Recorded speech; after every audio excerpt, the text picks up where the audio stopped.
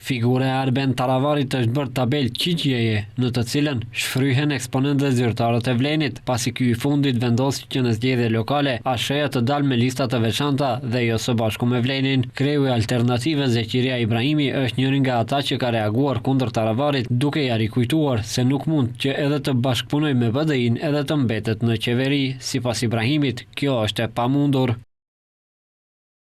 Mund të thuash po shkoj me lista të ndara, sepse kështu maksimalizohet vota. Mund të thuash se këtë e bëj për popullin dhe në emër të popullit. Mund të thuash se Mali Ahmetin kam biseduar në telefon vetëm 40 minuta, por fjala bie me sharin e Gjën Buzukut të Malim Baletit. Mund të thuash se do të takohem me Ali Ahmetin për të biseduar se a ishin shqiptarët më të degraduar më 2012, kur gratë shqiptare tërhiqeshin zvarr, apo sot, kur kufiri Kosovë Republika e Mështinisë së Veriut është bërë i pavarësshëm.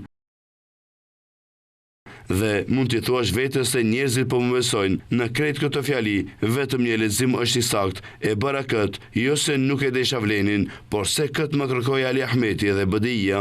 Me reagim kundër Taravarit ka dalë edhe deputeti, një herët edhe përfaqësuesi lëvizjes vendvendosje brenda Vlenit, Bekim Qoku. Sipas Qokut, drejtuesit e partive politike të dalën nga matrica e PDSH-s, partisi RDK, BDSH, Demokracia e Re, LRPDSH e më vonë edhe ASH-ja e të tjera kanë qenë pa projekt politik serioz.